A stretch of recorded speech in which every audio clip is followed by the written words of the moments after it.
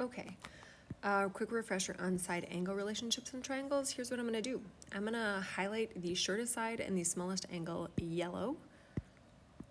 So over here, we've got the shortest side is 695, shortest side is 581, shortest side is 263, and the smallest angle is 44, 46, and 35. The median, we got 892 here, 696, 338, median angle, 64 is smaller than 72, 60 is smaller than 74, 48 is smaller than 97, and that leaves our largest. Now feel free to make your own triangles and try this, but hopefully you should see a pattern. The smallest side is always opposite the smallest angle. The largest side is opposite the largest angle.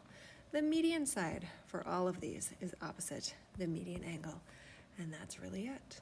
That's the relationship between side angles in a triangle.